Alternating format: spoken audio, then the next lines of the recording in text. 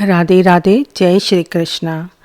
आश्विन माह के शुक्ल पक्ष की पूर्णिमा तिथि को शरद पूर्णिमा मनाई जाती है। यह दिन शरद ऋतु आने का संकेत देता है। शरद पूर्णिमा के दिन भगवान विष्णु, माता लक्ष्मी और चंद्रमा की पूजा की जाती है। धार्मिक मान्यताओं के अनुसार शरद पूर्णिमा के दिन भगवान कृष्ण ने गोपियों के संग रास रचाया था, इसलिए इसे रास पूर्णिमा भी कहते हैं। इसके अलावा यह भी कहा जाता है कि इस दिन माता लक्ष्मी धरती पर भ्रमण करने आती हैं। शरद पूर्णिमा को कोजागिरी पूर्णिमा व्रत और कौमुदी व्रत भी कहा जाता है।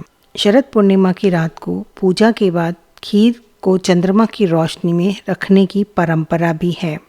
शरद पूर्णिमा कब मनाई जाएगी, इसकी पूजा विधि, मुहूर्त, महत्व और कथा के बारे में इस वीडियो में जानकारी प्राप्त करेंगे।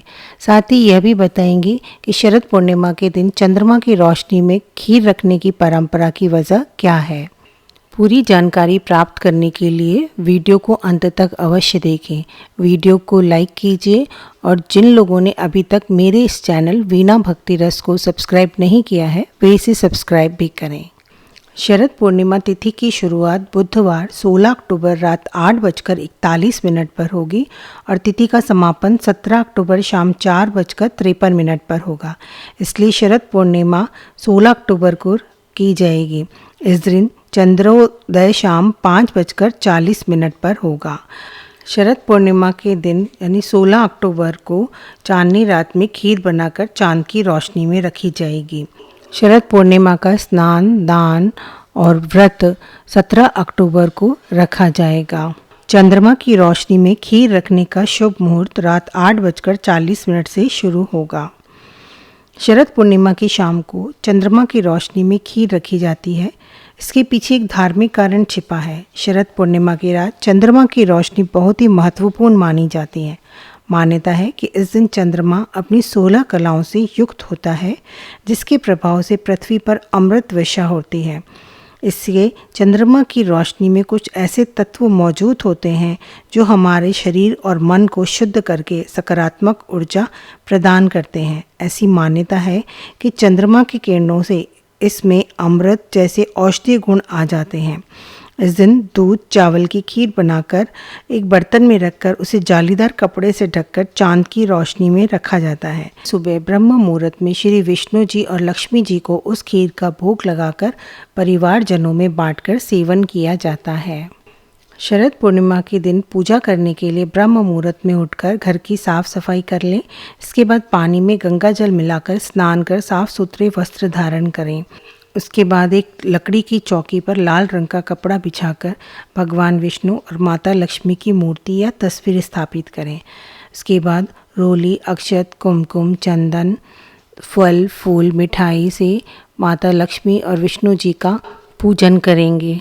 विष्णु जी को पीले रंग के और माता लक्ष्मी को लाल रंग के पुष्प अर्पित करेंगे।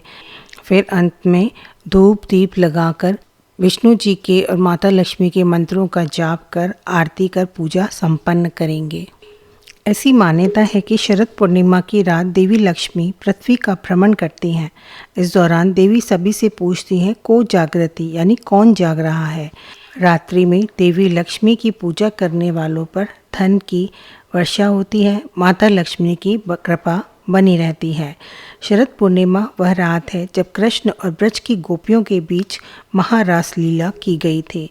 इस रात को कृष्ण ने ऐसा रास रचाया कि शिव भी स्वयं को रोक नहीं पाए और दिव्य नृत्य देखने के लिए गोपी का रूप धरकर वहां पहुंच गए। शरद पूर्णिमा का व्रत पूजा विधि विधान से करने पर, श्रद्धा भाव के साथ पूजा करने से जीवन में सुख शांति बनी रहती है और दुख और संकट दूर होते हैं। पूर्णिमा के व्रत का सनातन धर्म में बहुत महत्व है। शरद पूर्णिमा पर व्रत करने से भगवान विष्णु और माँ लक्ष्मी की विशेष कृपा प्राप्त होती है। माँ लक्ष्मी और श्री हरि की इसी कृपा को प्राप्त करने के लिए एक साहूकार की दोनों बेटियां हर पूर्णिमा को व्रत किया करती थीं।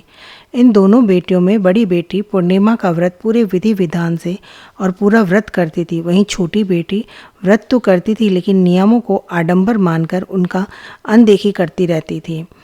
विवाह योग्य होने पर साहूकार ने अपनी दोनों बेटियों का विवाह कर दिया। बड़ी बेटी के घर समय पर स्वस्थ संतान का जन्म हुआ। संतान का जन्म छोटी बेटी के घर भी हुआ, लेकिन उसकी संतान पैदा होते ही मर जाती थी। 2-3 बार ऐसा होने पर उसने एक ब्राह्मण को बुलाकर अपनी व्यथा कही और धार्मिक उपाय पूछा।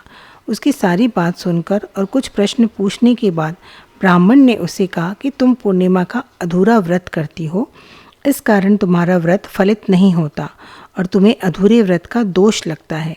ब्राह्मण की बात सुनकर छोटी बेटी ने पूर्णिमा व्रत पूरे विधि विधान से करने का निर्णय लिया, लेकिन पूर्णिमा आने से पहले ही उसने एक बेटे को जन्म दिया। जन्म लेते ही बेटे की मृत्यु हो गई।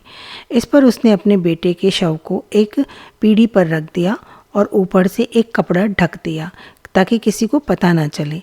फिर उसने अपनी बड़ी बहन को बुलाया और बैठने के लिए वही पीढ़ा दे दिया। जैसे ही उसकी बड़ी बहन उस पीढ़े पर बैठने लगी, उसके लहंगे की किनारी बच्चे को छू गई और वह जीवित होकर तुरंत रोने लगा।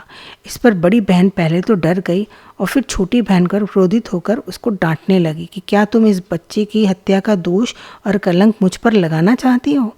मेरे बैठने से बच्चा मर जाता तो? इस पर छोटी बहन ने उत्तर दिया, यह बच्चा मरा हुआ ही तो था पहले से। दीदी, तुम्हारे तप और स्पर्श के कारण तो यह जीवित हो गया है।